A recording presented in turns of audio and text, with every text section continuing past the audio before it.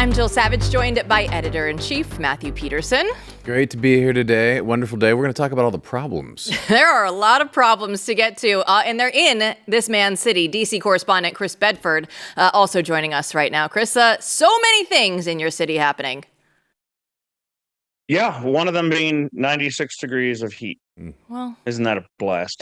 Well, welcome to Dallas. You guys are tough, I know. Welcome to the Dallas heat out there on the East Coast. But there are so many things, you guys. I want to get straight to this, right? Because, of course, we need to start with Epstein and everything that is going on in this world. Let's go back to Sunday night. Everybody's watching all the floods in Texas, and Axios, yes, they dropped the exclusive, and it said this, exclusive, DOJ, FBI conclude that Epstein had no client list and he died by suicide. Now, this was not just a justice memo, it was a joint release from the DOJ and FBI, and they said that as part of our commitment to transparency, the DOJ and FBI had conducted an exhaustive review of investigative holdings related to Jeffrey Epstein. It is the determination of the DOJ and the FBI that no further disclosure would be appropriate or warranted. Now, guys, I think that we go back to the Sunday night release of all of this. I think that they were hoping that no one would actually notice, right? Everybody's watching all the floods in Texas. I think that they were like, all right, you know what? If we're going to do this, this isn't going to be popular. Let's just go ahead and try and put it out there. Matt, what do you think? Well, I mean, you make a fair point, right? I mean, this is not a big, sexy headline. This is an announcement that Epstein is sort of a nothing burger, and there's no there. And the fact that you put it out on Friday night is telling.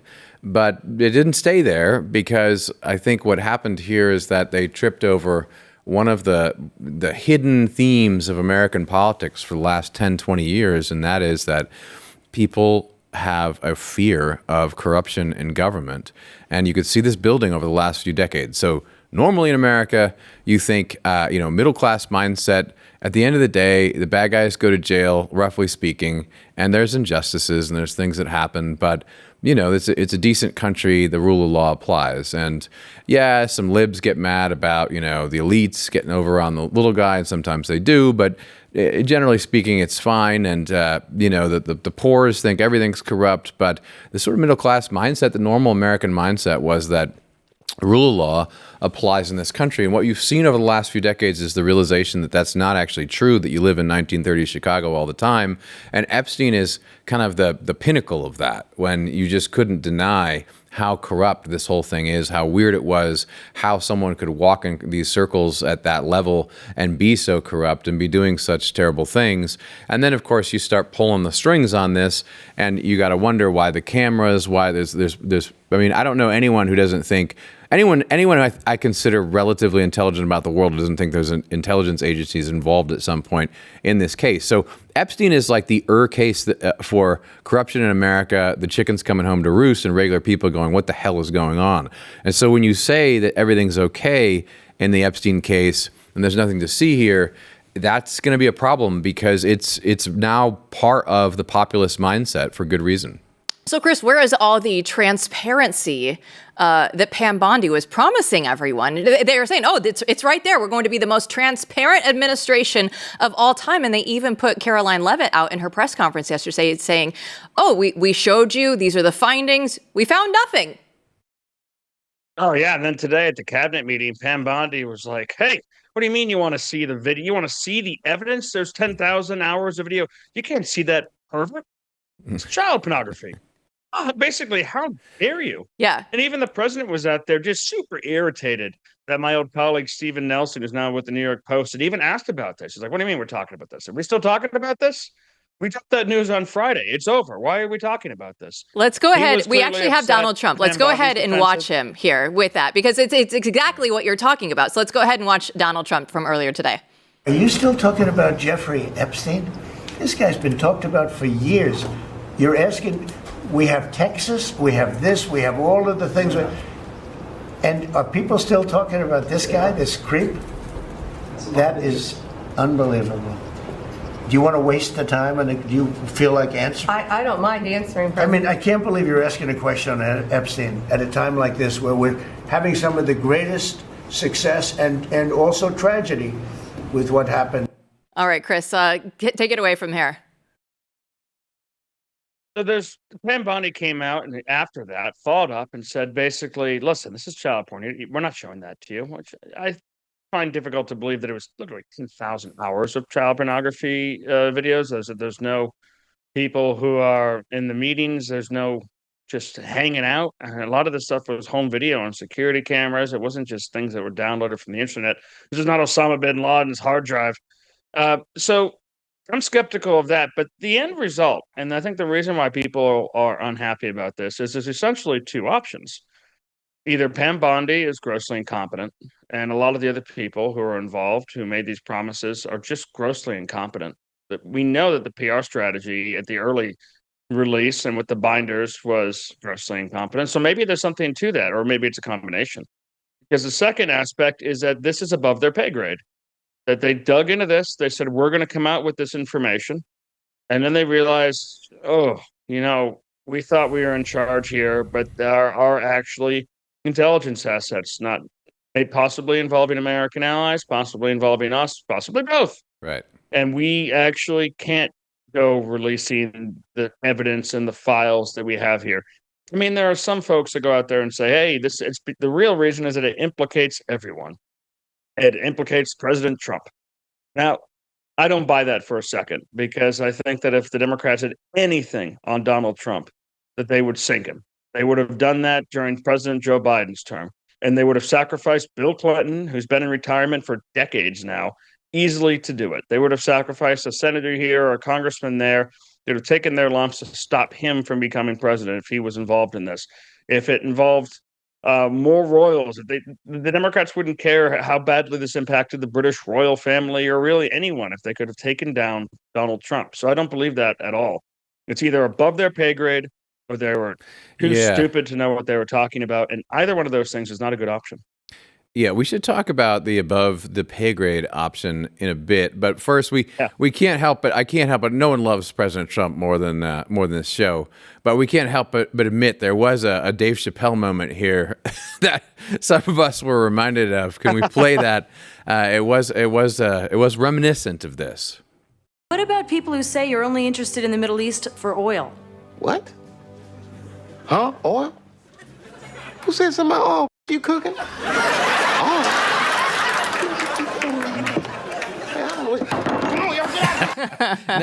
Now Trump would never run away. Trump's just being belligerent. Like, what are you talking about? Why are we still talking about it? I can't believe you're talking about it. But it's not a good look. It's a rare moment where it wasn't a good look for him, who's usually hits it out of the park every single time, and it's odd because it's so deflective. Everything about it's deflective. I noticed Julie Kelly, actually, conservative media type, was saying the same thing with Bannon, and Bannon was having none of it, saying like, "Oh, are we still talking about that? We should be talking about January 6th. We should be talking about January 6th." But what the hell's going on here? So, I mean, let's go through these options again. What are the options? Because there is the above the pay grade option, which is that a foreign intelligence service was involved. Clearly, like, our intelligence service would have to be involved in some way at that point, and that would make it a sensitive matter. This is not, this is almost to the point where it's just, it's not like real hidden conversation at this point. We've already talked about Epstein for years with all of our friends, everyone we know. I was following this way before, like in the beginning when it first broke. Back when I was doing corruption stuff and was just amazed, and then it came back to the headlines and everyone knows about it. So the intelligence service option is real, right? And in that scenario, let's just be real clear about it. This would be a matter of, this is way too messy to talk about and make public. We just need to move on, right? What would the thinking be there? It's just one of those questions that probably have been asked previously. So let's go through some of the great conspiracy theories of the 20th century and see which one of those. Let's say Donald Trump gets in office and he finds out that FDR did know that Pearl Harbor was going to happen and thought that military action against us probably wouldn't be that devastating and was worth getting the United States into World War II. or let's say the CIA really did have a heavy hand in killing John F. Kennedy. I don't know on either of those matters. If he found that out, I mean, how much good would it do to release that information versus how much bad would it do to release that information? What would that do to trust in the American people? What would that the American people have in their government? What would that do to an actually extremely important aspect of any functioning society, which is having legends, having heroes, looking back and not having extremely clear villains that unravel way too much? And it's not even, those don't even have to be friends of Donald Trump's. Everybody involved could be dead. There could be no connection at all to him, but the implications are just too soiled, not the kind of thing that you want to dig into. And the Epstein Island stuff is a significantly more recent scandal, the kind of thing where you're going to have methods and operations, intelligence gathering, honeypot traps, the kind of things that I know for a fact our government does engage in. I don't know for a fact typically with underage girls, but you hear about this as one of the reasons the United Nations is so important to have in New York City. It's just one big honeypot for foreign dictators and leaders who want to come over here and get away from the wife and kids and let off a little steam with some hookers and drugs in old fancy Manhattan. Well, now you're on video. The same thing that we understand when American dignitaries or celebrities go and spend some time in Moscow or spend some time in Beijing. They're not the only people who spy on you in your hotel rooms, guys. The United States does that too. So the actually living, which it would be, and empowered American intelligence assets, operations, and those of our allies, and the different things that have been used to blackmail. So let's say Epstein Island had reaped different blackmail over world leaders who are in power, who aren't necessarily inclined to be our friend. You don't want that information out there, then it's not blackmail anymore. Right? So right now, it's just better to take your lumps on Twitter and say, Ghislaine Maxwell was arrested and charged and imprisoned for human trafficking underage women to no one. And just take it. I have to deal with this. I'm not going to tell you the truth. I'm not going to talk about the tooth fairy or this or that. It's too much. And that's a really unsatisfactory answer, but it doesn't make it completely wrong. But it would explain the reason why there are basically no public defenders. Mm-hmm. As reporters, we've been reaching out and looking to defenders of the administration on this, looking for the people who are willing to take the line. And you had those in previous things. Of course, there were people who are willing to say, no, the likeliest scenario with JFK, which I actually believe, is that he was killed by Lee Harvey Oswald. That's it. There may have been other really shady stuff that happened before and after, but that was it. There's no one coming out really and just saying that except for pay no mind here with the Epstein stuff. And I think that's because people don't know. People who do know don't want to talk about it. And it's better to just move on for this admin. And well, I don't love it. I kind of understand that. Well, it's kind of like the old conundrum of you're damned if you do, you're damned if you don't. So at this point in time, why go out there and say anything? But you were talking about trust, right? I think that this is going to be a huge moment for especially the MAGA base that is looking at this and going, okay, I think that you've misjudged this. If you're Donald Trump, and to Matt's point from earlier, you have to go through and maybe just say something. And I look at this and I look at, it was a DOJ thing. Pam Bondi is the boss. Whether you want to lump in the FBI or not, Pam Bondi is the one that is over the FBI making this happen. So if Pam wants to lump in the FBI, she can. They can't go out there and do anything. But it is going to be about trust. And do you trust Pam Bondi and others when other events come up and you need that level of trust to go through and just say, hey, just believe us on X, Y, or Z that's going to come in the future? Yeah, this is the problem. I have a column coming in this tomorrow morning too, which I'll let you go, Matt, but I got some thoughts to add at the end. No, go ahead. I got a column coming out this tomorrow, and because as you read in the DC Plus for press right now that MAGA is going to go to civil war. Between this and between what's going on with Ukraine and between whatever. I actually don't think that's going to end up happening at all. I think that when you have an ideological movement that is still largely under the control of its founding member, still the leader, it's going to stay coherent. I think that there will be consequences potentially for some of the senior staff in the White House, including Pam Bondi. This makes her look bad. It's not just because she has to take her lumps with the administration. It's not just because they said, all right, you need to go out there and say there's nothing there. It's because it's for months she's been taking completely unnecessary lumps and causing unnecessary PR disasters to administration. So we're only 7 months into a 4-year term, President Trump's final term. By the end of this, you're going to have a wall that's been completed. The money's there at Build Back Better. They just added, I think, $47 trillion to do deportations and do another part of the Donald Trump agenda. You got the tax thing. You've got what's going on in Texas. You've got the reshoring that's going on right now and the attempts to revitalize the American economy. You've got trade war. Those are the things that are really going to keep this coalition, the political coalition, still moving and still following. But you're going to take this is not a good moment. It's an ugly moment, and I just don't think it's permanent. Yeah, I can see not being permanent. I don't think anyone should be freaking out or, getting depressed about what's going on. What we see is just kind of normal, things settle and then real disputes come out. Some people are found out to be incompetent, can't do their job.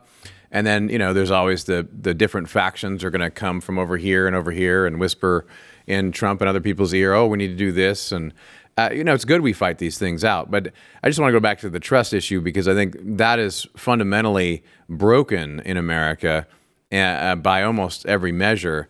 And so the problem is here, there was, this is a rare case where the administration overpromised and underdelivered. And this is an important issue to a lot of people. So if you're going to say, right, we're going to JFK, we're going to find the truth about aliens, we're going to try to find the truth about, MLK and everything else, and we're going to put it all out there on the line, and then the biggest case that everyone knows from recently, you sort of botch in this way, that's tough stuff, and that will not help the trust issue in this country. And the dynamic, it may be the case that you could. I think you're right, Chris, that this is a common theme in government. I mean, you have to look at are really doing more harm than good by revealing some things because you actually hurt institutions that are necessary to help people. No doubt about it. The problem is that line has covered up so much for so long with some of these institutions that no one trusts anymore already, right? Where the right doesn't trust the FBI, the right doesn't trust the DOJ. So this is not going away in terms of an issue, anytime soon. And there's a lot that the administration could still do to inspire trust, even if they don't do anything about Epstein. It's not going to tear the whole coalition apart. But their underlying theme here is, was to restore that trust. And so these kinds of things are serious. They are serious. They have serious effect. It's going to be an uphill battle, though, because Glenn Beck called this the worst rollout of information that he had ever seen earlier today. And our Steve Deace was saying that people will put up with politicians being corrupt and liars, especially if they're on our side. But we have low expectations for politicians. But Pam Bondi is committing the cardinal sin that people rarely tolerate, being played for fools, schmucks, and suckers, Chris Bedford. They don't like that when you look at them and you say, no, it's fine. You just trust us. And we know that there's something off with that. We don't like that as humans. Yes, and I think that there's decent evidence that Pam Bondi has got other failings in this job, that she is not potentially up to it for a number of different reasons. The DOJ is not prosecuting the cases that a lot of the people who really follow this stuff and really care about this stuff think it ought to be prosecuting. I know, Peterson, you've talked about that. We've got a couple of hosts who've talked about it at much more depth than I'm capable of going into. But she has committed that sin. And this hand wave and that's not exactly what I said on Fox. Sure, actually, that was a smooth operator move. In the press conference, she said, listen, I didn't say I had the client list on my desk. When you asked about the client list, I said, I have it all on my desk. And sure, that's potentially true. I know for a fact that sometimes you say offhanded things on TV, and then someone later wants to know what the heck you meant by that. You say, I actually don't quite remember what were we talking about again? It's a little bit of a blur. But her job was to handle this. It was a delicate rollout. I mean, I was talking to folks in the White House the day before the binder gate, and one of the guys said, I went over and looked at the binders because they're out. Reporters haven't seen them. We've known forever that Epstein and Trump had communications, that they had each other's phone numbers. We knew that Trump banned Epstein from Mar-a-Lago. Guess what? Trump's in the binder. What's the plan for this? This is all public information. What are we doing here? You're just adding bad press fuel to the fire, and it wasn't run through the proper channel. So there was extreme irritation mixed with just some eye rolling, and nothing that's happened in the weeks since have made that go away. I think that, in that first administration, I remember walking into a fairly prominent conservative's office, and they had the New York Post headline with all the different faces of the cabinet, and they were just marking them off with X's as they dropped one by one. Now, in that first administration, where the president didn't have as clear a hand on what he was doing, didn't have the support he has right now, that first cabinet dropped like flies. The second administration is significantly more confident, significantly more practiced and polished, with people who are all largely mission aligned and are going about excellent business. But sooner or later, in all cabinets, especially in high pressure environments, any White House is, but this White House is especially high pressure environment with what's going on right now, eventually you're going to see some casualties. Yeah, and we should say, Bondi was never, this was never a great stellar pick in my mind. Bondi was someone who maybe could do, a decent job. She had been an attorney general. She was, but she's not someone who exemplified sort of the new movement. So it was always a matter of, well, maybe she's a competent leader who can get done what the White House wants, them to get done over at DOJ. But given everything we've seen, I assume. Here's the thing: the difference is, to your point, the difference is that in this administration, when people are bounced out, I think we're going to get better and better people to replace them. And in this case, let's hope that's the case. Yeah, same. I know he's anathema to MAGA these days, but I remember thinking that one of the most competent attorney generals was the return of Bill Barr, after having already done the job and foiled Clinton, who came after him, and really done some work on the DOJ, that he was a master player. Problem is, he wasn't always politically aligned, and that is important.